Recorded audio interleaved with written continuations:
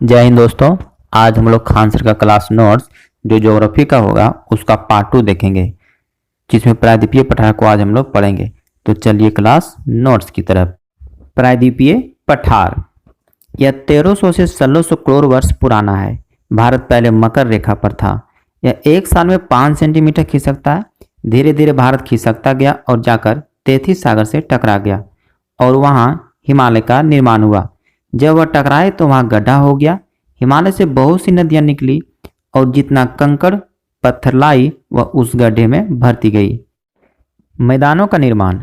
जब भारत अरब सागरीय पेड़ से टकराया तो भयंकर भूचाल आया और इतना ज्वालामुखी फूटा कि कई लाख सालों पर ज्वालामुखी फूटते रहा और ज्वाला की कई परत बिछ गई, जिसे ट्रैप कहते हैं। और वह लावा की परतें इतनी मजबूत हो गई कि बेसाल्ट बन गया। इससे वह इतनी मजबूत हो गई कि इसके अंदर भूकंप आता है तो यह नीचे ही दम तोड़ देता है।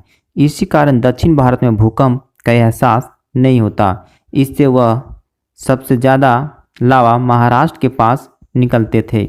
इसका मतलब जब यह टकरा रहा था तो इससे पहले ही यह ब्रैकेट में प्रायद्वीपीय पठार तीनों से था।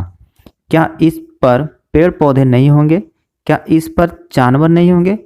यहाँ के सब जानवर और पेड़ पौधे दक्कन ट्रैप के नीचे दबकर मर गए, लेकिन झारखंड, उड़ीसा, छत्तीसगढ़ में उतना मात्रा में लावा नहीं गिरा जितना वहाँ पर गिरा था।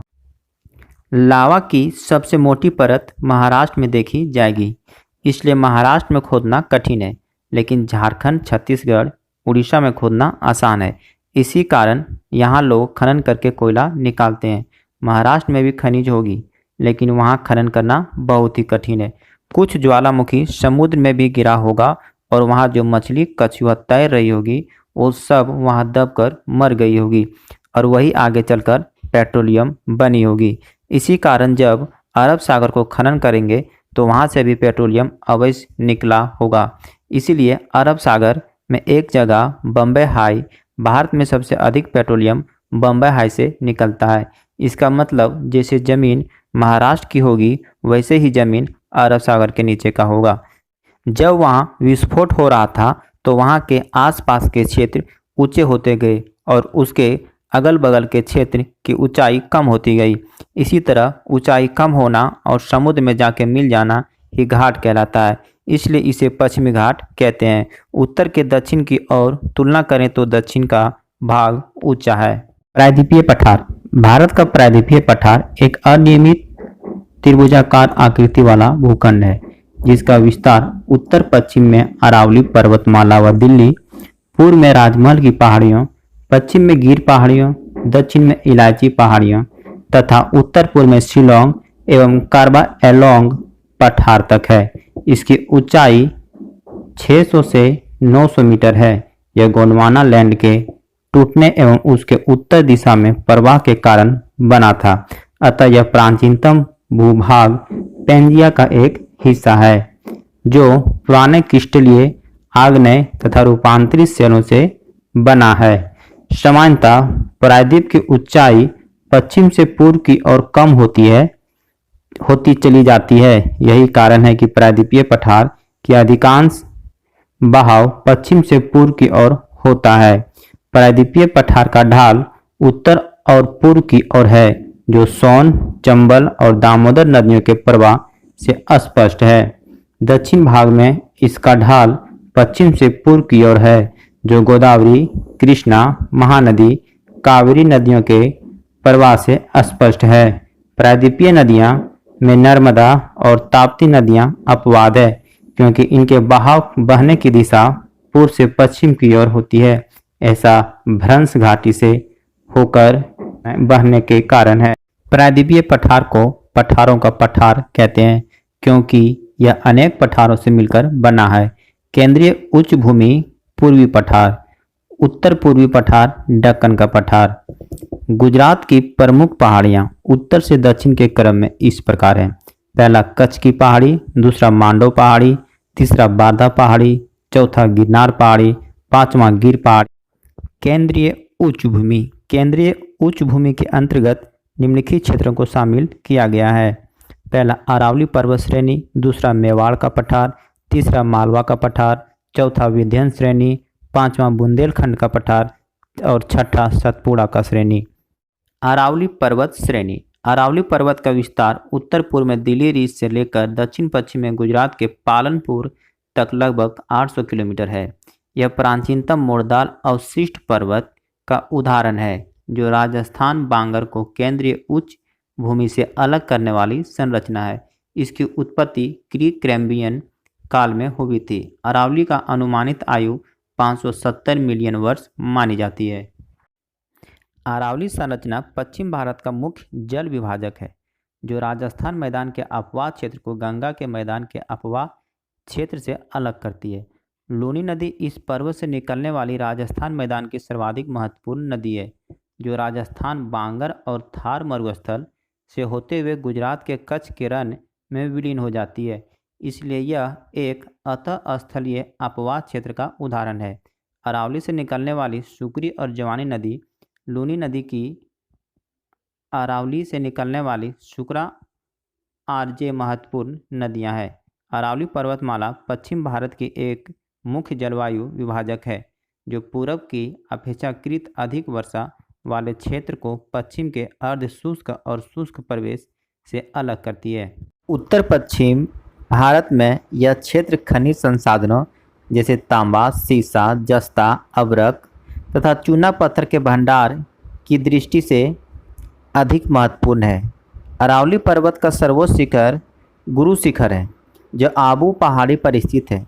इसी आबू पहाड़ी में जैनियों का प्रसिद्ध धर्म स्थल दिलवाड़ा जैन मंदिर स्थित है, जबकि अन्य शिखर कुंभलगढ़ है। मेवाड़ का पठार। मेवाड़ का पठार का विस्तार राजस्थान व मध्य प्रदेश में है। मेवाड़ माधव पठार का विस्तार राजस्थान व मध्य पठार अरावली पर्वत को मालवा के पठार से अलग करने वाली संरचना है। यह अरावली पर्वत से निकलने वाली बनारस नदी के अपवाह क्षेत्र में आता है। बनारस नदी चंबल नदी की एक महत्वपूर्ण सहायक नदी है। मालवा का पठार। मध्य प्रदेश में विशाल चट्टान से निर्मित संरचना को मालवा का पठार कहते हैं। मालवा पठार को राजस्थान में हादोटी का पठार कहते हैं। इसका विस्तार दक्षिण में विंध्यन संरचना, उत्तर में ग्वालियर पहाड़ी क्षेत्र, पूर्व में बुंदेलखंड व बघेलखंड तथा पश्चिम में मेवाड़ पहाड़ी क्षेत्र तक है। यहाँ विशाल चट्टान में अपक्षरण के कारण काली मृदा का विकास हुआ है। इसलिए मालवा पठारी क्षेत्र कपास की कृषि के लिए उपयोगी है। चंबल, नर्मदा व ताप्ती यहाँ की प्रमुख नदियाँ हैं। चंबल नदी घाटी भारत में अवनालिका अपर्दन से सर्वाधिक प्रभावित क्षेत्र है, जिसे बेहड़ या उत्खात भूमि कहते हैं। बुंदेलखंड का पठार। इसका विस्तार ग्वालियर के पठार और विंध्याचल श्रेणी के बीच मध्य प्रदेश व उत्तर प्रदेश राज्यों में है। इसके अंतर्गत उत्तर प्रदेश के 7 जिले जालौन, झांसी, ललितपुर, चित्रकूट, हमीरपुर, बांदा, महोबा तथा मध्य प्रदेश के 7 जिले दतिया, टीकमगढ़, छतरपुर, पन्ना, दमोह, सागर, विदिशा आते हैं। यहाँ की ग्रेनाइट व निच चट्टानें संरचना में अपक्षय व अपर्दन की क्रिया होने के कारण लाल मृदा का विकास हुआ है। बुंदेलखंड के पठार में यमुना की सहायक चंबल नदी के द्वारा बने महाखंडों को उत्खात भूमि का प्रदेश कहते हैं। बुंदेलखंड क्षेत्र सूखा प्रभावित क्षेत्र होने के कारण केंद्रीय उच्च भूमि का आर्थिक दृष्टि से एक पिछड़ा क्षेत्र है। मध्य प्रदेश तथा छत्तीसगढ़ की सीमा पर स्थित बघेलखंड का पठार केंद्रीय उच्च भूमि को पूर्वी पठार से अलग करता है। विंध्य श्रेणी। इसका विस्तार गुजरात से लेकर मध्य प्रदेश, उत्तर प्रदेश, बिहार, छत्तीसगढ़ तक है। इसे गुजरात में जोबड़ हिल और बिहार में कैमूर हिल कहते हैं। विंध्य श्रेणी के दक्षिण में नर्मदा नदी घाटी जो विंध्य पर्वत को सतपुड़ा पर्वत से अलग करती है। विंध्य श्रेणी कई पहाड़ियों की एक पर्वत श्रेणी है जिसमें विंध्याचल, कैमूर तथा पारसनाथ की पहाड़ियाँ पाई जाती है। लाल बलुआ पत्थर और चूना पत्थर के चट्टानों से निर्मित इस संरचना में धात्विक खनिज संसाधन का अभाव है, परंतु भवन निर्माण के पदार्थों के भंडार की दृष्टि से इसका आर्थिक महत्व सबसे अधिक है। यह पर्वत श्रेणी उत्तर भारत और प्रायद्वीपीय भारत की मुख्य जल विभाजक भी है, क्योंकि यह गंगा नदी के अपवाह क्षेत्र को प्रायद्वीपीय भारत के अपवाह क्षेत्र से अलग करती है।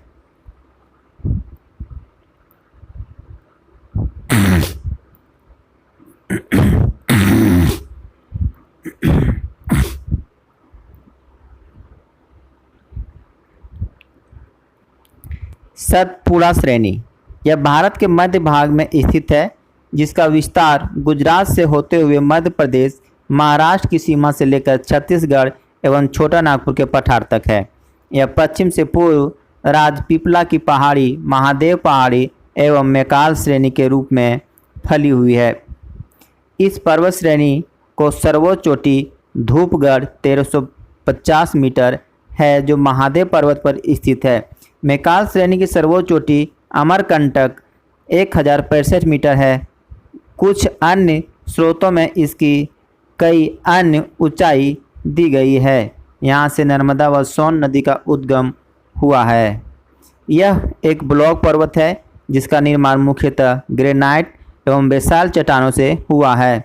यह पर्वत श्रेणी नर्मदा और ताप्ती नदियों के बीच जल विभाजक का कार्य करती है। पूर्वी पठार छोटा नागपुर का पठार, छत्तीसगढ़ बेसिन या महानदी बेसिन, दंड कारने का पठार, छोटा नागपुर का पठार। इसका विस्तार मुख्यतः झारखंड में है। इसके अलावा दक्षिण बिहार, उत्तरी छत्तीसगढ़, पश्चिम बंगाल का पुरुलिया जिला और उड़ीसा का उत्तर क्षेत्र भी छोटा नागपुर पठार के क्षेत्र में आते हैं। इन पठार के उत्तर पूर्व राजमहल पहाड़ी और हजारीबाग का पठार तथा दक्षिण में रांची का पठार, इन तीन संरचनाओं को संयुक्त रूप से छोटा नागपुर पठार के क्षेत्र में शामिल किया जाता है। दामोदर नदी रांची के पठार को हजारीबाग के पठार से अलग करती है। यह छोटा नागपुर के पठार की सबसे बड़ी नदी है। दामोदर नदी बेसिन कोयला भंडार की दृष्टि से भारत का सर्वाधिक महत्वपूर्ण क्षेत्र है। हजारीबाग पठार की चोटी पारसनाथ हिल छोटा नागपुर की सबसे ऊंची चोटी है। यह जैनियों का प्रसिद्ध तीर्थ स्थल है। रांची पठार से निकलने वाली स्वर्ण रेखा नदी छोटा नागपुर की दूसरी सबसे बड़ी नदी है। रांची के समीप इस नदी पर हुंडरू जलप्रपात है। छोटा नागपुर पठारी क्षेत्र में ग्रेनाइट चट्टान से निर्मित उच्च स्थलाकृत या द्वीप रूपीय स्थलाकृत को पाट भूमि कहते हैं। भूगर्भिक संरचना की दृष्टि से यह सट क्षेत्र एक उतित भूखंड का उदाहरण है। छत्तीसगढ़ बेसिन या महानदी बेसिन, छत्तीसगढ़ बेसिन का विस्तार छत्तीसगढ़ और उड़ीसा राज्यों में है। इसका निर्माण अवतलन की प्रक्रिया से हुआ है। छत्तीसगढ़ बेसिन छोटा नागपुर के रांची पठार को दंड कारनाई पठार से अलग करता है। यह स्वयं महानदी के द्वारा छोटा नागपुर पठार के रांची पठार से अलग होता है। यहाँ पर महानदी तथा उसकी सहायक नदियाँ महानदी के द्वारा छोटा नागपुर पठार के रांची पठार से अलग होता है। यहाँ पर महानदी तथा उसकी सहायक नदियाँ शिवनाथ, हरसो, मांड, इब आदि प्रवाहित होती है।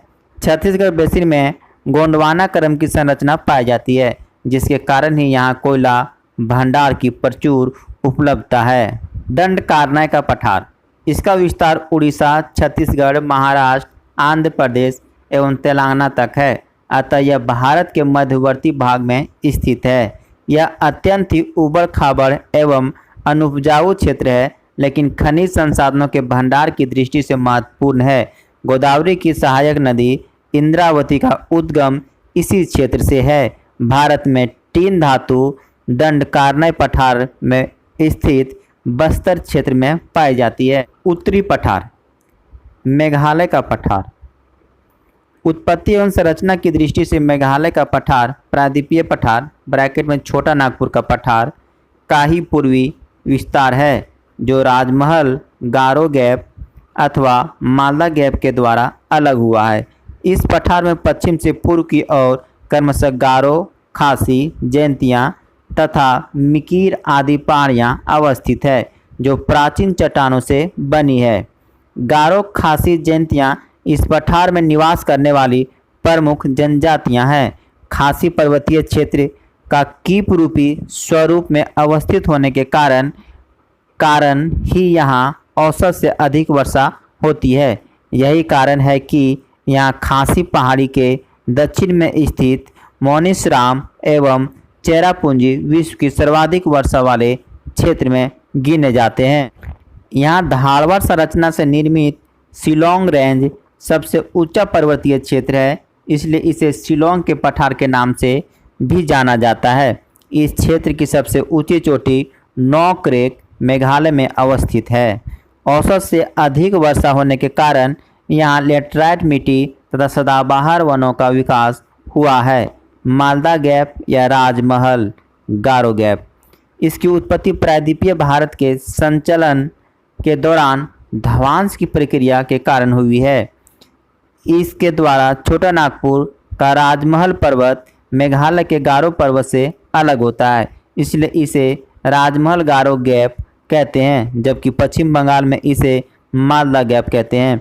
गंगा और ब्रह्मपुत्र नदियों के द्वारा लाए गए अवसादों का मालदा राजमहल गैप में निक्षेपण से डेल्टाई मैदान का निर्माण हुआ है। इस डेल्टाई मैदान में पीट मृदा की उपलब्धता के कारण ही मैंग्रोव वनस्पति का विकास हुआ है। इस क्षेत्र में पाए जाने वाले सुंदरवन भारत का सर्वाधिक जैव विविधता वाले क्षेत्रों में से एक है। दक्कन का पठार, इस पठार का विस्तार ताप्ती नदी के दक्षिण में त्रिभुजाकार रूप में है। इसके अंतर्गत निम्नलिखित क्षेत्रों को सम्मिलित किया गया है। पहला दक्कन ट्रेप, दूसरा कर्नाटक का पठार, तीसरा आंध्र का पठार। तो दक्कन ट्रेप महाराष्ट्र में विशाल चट्टानों से निर्मित संरचना होने के कारण यहाँ काली मिट्टी का विकास हुआ है, इसलिए यह क्षेत्र कपास के उत्पादन की दृष्टि से सर्वाधिक महत्वपूर्ण है। इसका विस्तार 16 डिग्री उत्तरी अक्षांश के उत्तर से उत्तर पूर्व में नागपुर तक है। इस पठारी क्षेत्र से गोदावरी नदी अपवाहित होती है। सतमाला, अजंता, बालाघाट और हरिश्चंद्र इत्यादि पहाड़ियों का विस्तार भी इसी पहाड़ी क्षेत्र में है। कर्नाटक का पठार, कर्नाटक के पठारी क्षेत्र में पश्चिमी घाट से संलग्न पर्वतीय और पठारी क्षेत्र को मलनाड कहते हैं। बाबा बुनाद यहाँ का सबसे ऊंचा पर्वतीय क्षेत्र है तथा मुलनगिरी इसकी सबसे ऊंची चोटी है। ऑक्सफोर्ड एटलस में कुंद्रेमुख को बाबा भूदान की सबसे ऊंची चोटी दर्शाया गया है। मलनाड से संलयन पूर्व में अपेक्षाकृत कम उच्च पठारी क्षेत्रों को मैदान कहते हैं, जिसमें औसत से अधिक उच्च मैदानी क्षेत्र को बेंगलुरु का पठार एवं मैसूर का पठार के नाम से जाना जाता है। कर्नाटक में ढालवार संरचना का विकास के कारण पठारी क्षेत्र धात्विक खनिज संसाधनों के भंडार की दृष्टि से महत्वपूर्ण है। यहाँ लौह अयस्क का सर्वाधिक भंडार है, जिसके लिए बाबा बुदान पर्वतीय क्षेत्र अधिक महत्वपूर्ण है। मैसूर पठार में ही कावेरी नदी अपवाह क्षेत्र है। कृष्णा, कावेरी, तुंगभद्रा, शरावती व भीमा यहाँ की प्रमुख नदियाँ हैं। शरावती नदी पर भारत का सबसे महत्वपूर्ण जलप्रपात, जिसे योग या गरसोपा जलप्रपात कहते हैं, इसे महात्मा गांधी जलप्रपात भी कहते हैं। कुचिकल जलप्रपात भारत का सबसे ऊंचा जलप्रपात 455 मीटर है, जो शिमोगा नदी कर्नाटक में वाराही नदी पर है वर्तमान स्रोतों के आधार पर। आंध्र का पठार, आंध्र के पठार के अंतर्गत रायलसीमा का पठार तथा तेलंगाना के पठार को सम्मिलित किया जाता है। कृष्णा नदी बेसिन के दक्षिण के पठारी क्षेत्र को रायलसीमा का पठार कहते हैं, जहां वेलिकोंडा, पालकोंडा और नल्लामलाई पर्वतों का विस्तार है, जबकि कृष्णा नदी बेसिन के उत्तर में स्थित पठारी क्षेत्र को तेलंगाना का पठार कहते हैं। तेलंगाना के पठार का ऊपरी हिस्सा पठारी है तथा दक्षिणी हिस्सा उपजाऊ मैदान है। कृष्णा और गोदावरी नदी बेसिन के मध्य कोलेरू झील अवस्थित है, जो एशिया की सबसे बड़ी दलदली भूमि है। दक्षिणी पर्वतीय क्षेत्र के अंतर्गत केरल एवं तमिलनाडु की सीमा पर स्थित नीलगिरी, अन्नामलाई, कार्डमम तथा तमिलनाडु में स्थित पालनी पहाड़ी आदि आती है। डोराबेटा नीलगिरी पर्वत की सबसे ऊंची चोटी है, जबकि माकुर्ती इसकी दूसरी सबसे ऊंची चोटी है।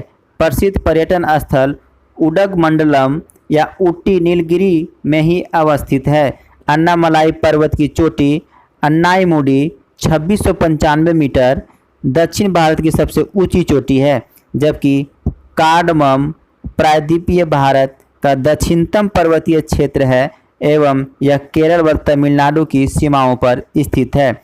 नीलगिरी और अन्नामलाई के बीच पालघाट दर्रा स्थित है, जो पलक्कड़ को कोयम्बटूर से जोड़ता है, जबकि अन्नामलाई और कार्डमम के बीच सेनकोटा दर्रा अवस्थित है, जो तिरुवनंतपुरम को मदुरई से जोड़ता है। प्रसिद्ध पर्यटन स्थल कोडाई कनाल पालनी पहाड़ियों में ही स्थित है। केरल के नीलगिरी पर्वतीय क्षेत्र में स्थित शांति घाट साइलेंट वैली सर्वाधिक जैव विविधता वाले क्षेत्रों में से एक है। पर्वत अवस्थित नीलगिरी पर्वत केरल और तमिलनाडु में है।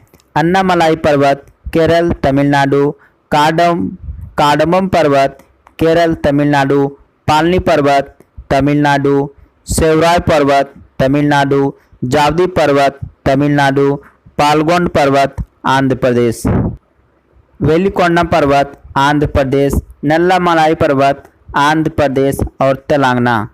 पश्चिमी घाट का विस्तार अरब सागर तट के समानांतर लगभग 1600 किलोमीटर की लंबाई में है। पश्चिमी घाट को सह्याद्री भी कहा जाता है। इस क्षेत्र की औसत ऊंचाई लगभग 1000 से 1300 मीटर है। महाबलेश्वर, कलसुबाई, हरिश्चंद्र आदि यहाँ की प्रमुख चोटियाँ हैं। यह उत्तर में ताप्ती नदी के मुहाने ब्रैकेट में महाराष्ट्र गुजरात की सीमा से गुजरात, महाराष्ट्र, गोवा, कर्नाटक, केरल तथा तमिलनाडु को कन्याकुमारी अंतरीप तक फैला हुआ है। यह वास्तविक पर्वत श्रेणी नहीं है। इसका निर्माण प्रायद्वीपीय भारत के गोंडवाना लैंड विभंजन से निर्मित कगार तथा स्थल के एक खंड के अरब सागर में अवसंलयन के कारण हुआ है। इसका पश्चिमी ढाल तीव्र एवं खड़ा है, जबकि पूर्वी ढाल मंद एवं सीढ़ीनुमा है। महाबालेश्वर के पास ही गोदावरी, भीमा और कृष्णा आदि नदियों का उद्गम स्थान है। यहाँ की नदियाँ अपने मुहाने पर ज्वारनाद मुख एस्चुरी का निर्माण करती है। पश्चिमी घाट पर्वतीय श्रृंखला को विश्व में सर्वाधिक संपन्न जैव विविधता वाली श्रेणी में रखा जाता है। यूनेस्को ने 2012 में इस क्षेत्र को विश्व धरोहर घोषित किया था। प्रायद्वीपीय भारत के प्रमुख दर्रे: थाल घाट दर्रा महाराष्ट्र, मुंबई, नासिक, भोल घाट दर्रा महाराष्ट्र, मुंबई और पुणे, पाल घाट दर्रा केरल, पलक्कड़, कोयम्बटूर, नीलगिरी और अन्नामलाई, सेनकोटा गैप केरल, तिरुवनंतपुरम और मदुरई। पश्चिमी घाट की प्रमुख पहाड़ियों का क्रम उत्तर से दक्षिण: नीलगिरी पहाड़ी, अन्नामलाई पहाड़ी, इलाची पहाड़ी जिसको हम लोग कार्डमम पहाड़ी कहते हैं। पूर्वी घाट: भारत का पूर्वी घाट एक असतत श्रृंखला के स्वरूप उड़ीसा से लेकर तमिलनाडु तक विस्तृत है। गोदावरी, कृष्णा, कावेरी महानदी तथा पलार आदि बड़ी नदियों द्वारा विच्छेदित होकर एक अत्यधिक अपरदन के कारण पूर्वी घाट की औसत ऊंचाई पश्चिमी घाट की अपेक्षा कम है, लगभग 1100 मीटर है। पूर्वी घाट के मध्य भाग में दो समानांतर पहाड़ियां पाई जाती है, जिनमें से पूर्वी पहाड़ी को वेलिकोंडा श्रेणी और पश्चिमी पहाड़ियों को पालकोंडा श्रेणी कहा जाता है। पूर्वी घाट में कंटीले शिखर, तीव्र ढाल सहित अत्यधिक विषम एवं उबड़ खाबड़ पहाड़ी क्षेत्रों का निर्माण हुआ है, जिसे जवादी, सेवरा आदि पहाड़ियों के रूप में देखा जा सकता है। जो अंत में नीलगिरी में मिल जाते हैं। पूर्वी घाट के प्रमुख पहाड़ियों का क्रम उत्तर से दक्षिण: अन्नामालाई पहाड़ी, वेलिकोंडा पहाड़ी, पालकोंडा पहाड़ी और नगारी पहाड़ी, ये आंध्र प्रदेश में। जवादी पहाड़ी, सेवरॉय पहाड़ी, पंचमलाई पहाड़ी और सिरुमलाई पहाड़ी, ये तमिलनाडु में। तटीय मैदान: भारत के तटीय मैदान का विस्तार प्रायद्वीपीय पर्वत श्रेणी ब्रैकेट में पूर्व से पश्चिम घाट तथा समुद्र तट के मध्य हुआ है।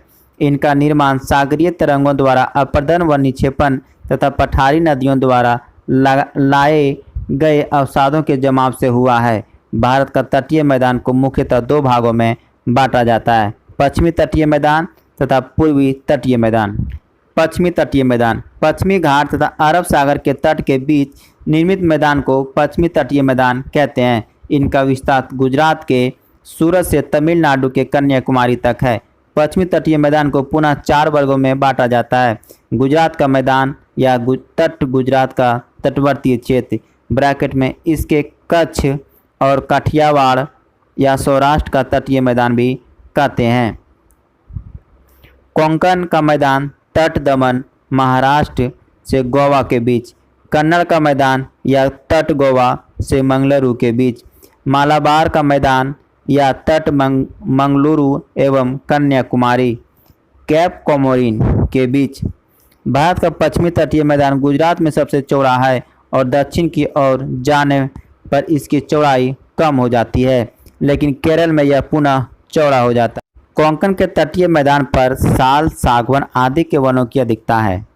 कन्नड़ के तटीय मैदान का निर्माण प्राचीन रूपांतरित चट्टानों से हुआ है, जिस पर गर्म मसालों, सुपारी, नारियल आदि की कृषि की जाती है। मालाबार के तटीय मैदान में कयाल, जिसको लेगून, पाए जाते हैं, जिनका प्रयोग मछली पकड़ने, अंतर्देशीय जल परिवहन के साथ साथ पर्यटन स्थलों के रूप में किया जाता है।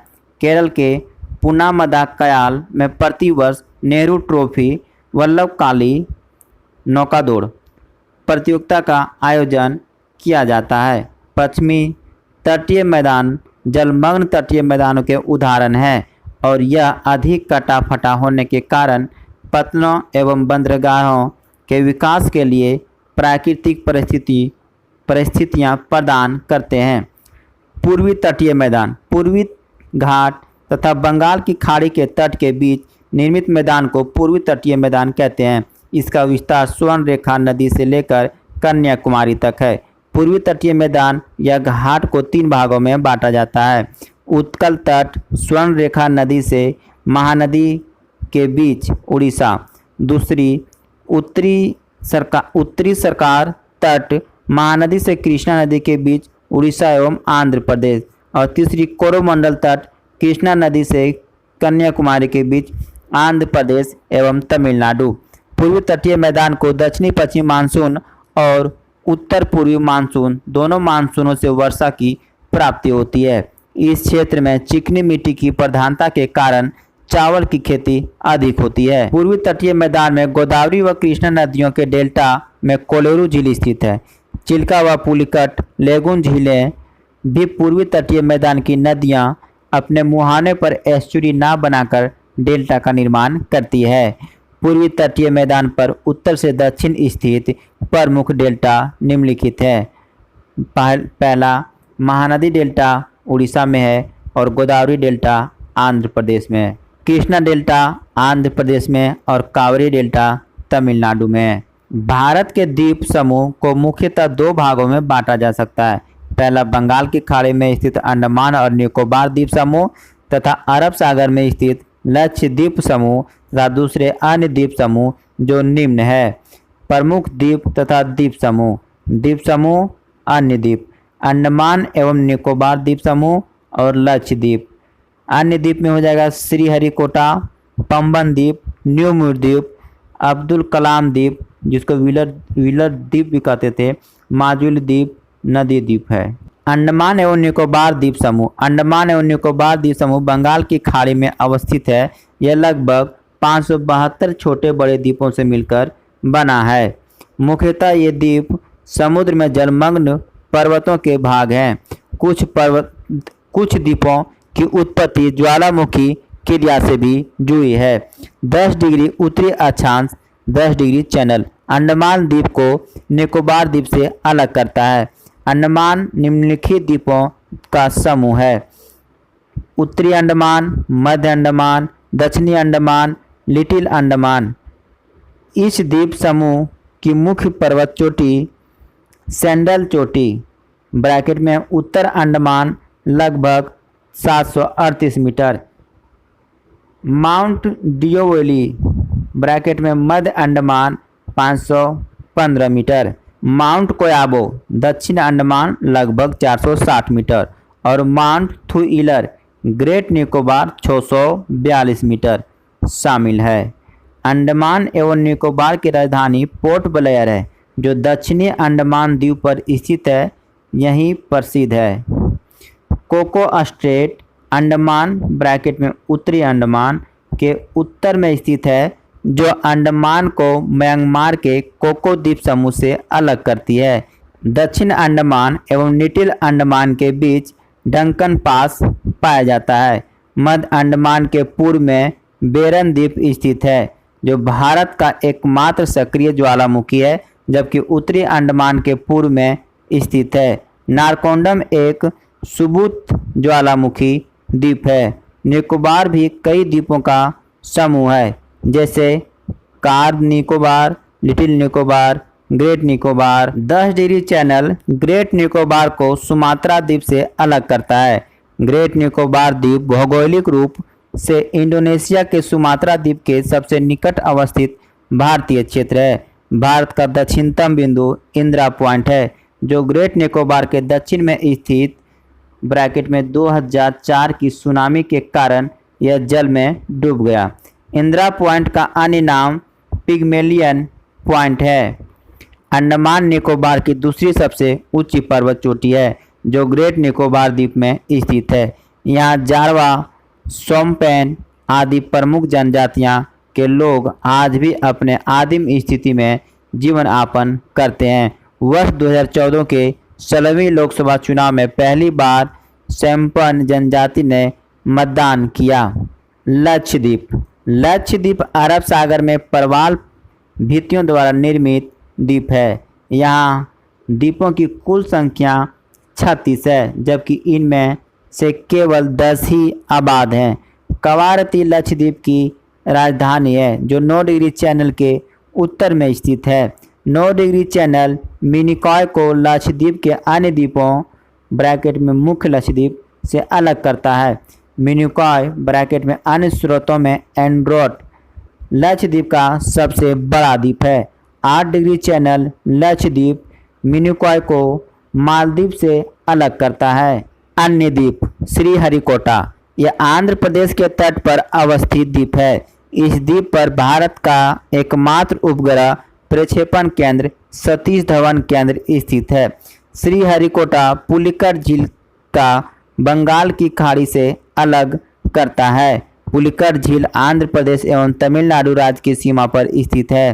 पंबन द्वीप, यह आदिम ब्रिज अथवा राम सेतु का ही भाग है तथा भारत एवं श्रीलंका के बीच स्थित पंबन द्वीप पर ही रामेश्वरम स्थित है। यह मन्नार की खाड़ी में अवस्थित है। न्यू मूर द्वीप, यह बंगाल की खाड़ी में भारत एवं बांग्लादेश की सीमा पर अवस्थित है, जिसके कारण इस पर अधिकार को लेकर दोनों देशों के बीच उठे विवाद के चलते इसे दोनों देशों के बीच बांट दिया गया है। भारत के हिस्से में आए इस द्वीप का अधिकांश भाग जलमग्न अवस्था में है। अब्दुल कलाम द्वीप व्हीलर द्वीप, यह उड़ीसा के सागर तट से परे और राजधानी भुवनेश्वर से लगभग 150 किलोमीटर की दूरी पर स्थित है। एक द्वीप है। इसका पुराना नाम व्हीलर द्वीप था। इसका प्रयोग भारत अपने प्रक्षेपास्त्र कार्यक्रम के परीक्षण केंद्र के रूप में करता है। माजुली द्वीप, माजुली द्वीप दुनिया का सबसे बड़ा नदी द्वीप है, जो असम में ब्रह्मपुत्र नदी के मध्य में बसा है। यह अपनी जैव विविधता के लिए प्रसिद्ध है। यहाँ की जनसंख्या साधन है। हाल ही में माजुली को असम का 35वां जिला घोषित किया गया। इसके साथ ही यह देश का पहला द्वीपीय द्वीप जिला बन गया। अन्य संबंधित तथ्य। कच्छ की घाट खाड़ी अलग करती है कच्छ तथा काठियावाड़ प्रायद्वीप को। खंबात की खाड़ी अलग करती है काठियावाड़ प्रायद्वीप को गुजरात की मुख्य भूमि से। नर्मदा तथा ताप्ती नदियां के मुहाने पर अवस्थित द्वीप क्रमशः अलिया भेंट तथा खदिया भेंट है। वेलिंगटन द्वीप कोचीन शहर केरल का भाग है। भारत का शीत मरुस्थल लद्दाख को कहा जाता है। पश्चिमी घाट की सबसे ऊंची चोटी अन्नामुडी 2695 मीटर है। दक्षिण भारत की सबसे ऊंची चोटी अन्नामुडी। पूर्वी घाट की सबसे ऊंची चोटी महेंद्रगिरी उड़ीसा। कुछ अन्य स्रोतों में जिंदगढ़ा आंध्र प्रदेश भी मिलता है। गढ़ जात की पहाड़ियाँ उड़ीसा में स्थित है। महाराष्ट्र की सबसे ऊंची चोटी कलसुबाई। भारत के हिमालयी राज्य हैं जम्मू कश्मीर, हिमाचल प्रदेश, उत्तराखंड, सिक्किम, अरुणाचल प्रदेश, मेघालय, नागालैंड, मणिपुर, त्रिपुरा, असम एवं पश्चिम बंगाल। भारतीय मरुस्थल 25 सेंटीमीटर वार्षिक वर्षा या उससे कम वर्षा वाले क्षेत्र को मरुस्थल की श्रेणी में रखा जाता है। भारत में अरावली पहाड़ियों के उत्तर पश्चिम तथा पश्चिमी किनारों पर बालू के टिब्बों से ढका एक तरंगित मरुस्थलीय मैदान है जिसे थार मरुस्थल कहा जाता है। थार के मरुस्थल का अधिकांश भाग राजस्थान में स्थित है, परंतु कुछ भाग पंजाब, हरियाणा एवं गुजरात प्रांत में भी फैला हुआ है। विश्व के मरुस्थलीय क्षेत्र में सर्वाधिक जन घनत्व थार के मरुस्थल में ही पाया जाता है। ढाल के आधार पर थार मरुस्थल को मुख्यतः दो भागों में बांटा जा सकता है। पहला उत्तरी भाग जिसका ढाल पाकिस्तान के सिंध प्रांत की ओर है। दूसरा दक्षिणी भाग जिसका ढाल कच्छ के रण की ओर है। कच्छ के रण को सफ़ेद मरुस्थल भी कहा जाता है। यह क्षेत्र नमकीन दलदल से निर्मित है जो हजारों वर्ग किलोमीटर क्षेत्र में फैला हुआ है। इस क्षेत्र की अधिकांश नदियां में केवल वर्षा के मौसम में ही जल पाया जाता है। अधिकांश नदियां अंततः स्थलीय प्रवाह प्रतिरूप का उदाहरण है। लूनी इसी क्षेत्र का प्रमुख नदी है। इस क्षेत्र की भूगर्भिक चट्टानी संरचना प्रायद्वीपीय पठार की ही विस्तार है, किंतु यहाँ की धरातलीय स्थलाकृतियाँ भौतिक अपक्षय एवं पवनों द्वारा निर्मित है, जैसे रेत के टीले, बरखान, छत्रक आदि। थैंक यू दोस्तों। अगर वीडियो अच्छा लगा हो तो शेयर, सब्सक्राइब और लाइक ज़रूर करें प्लीज़।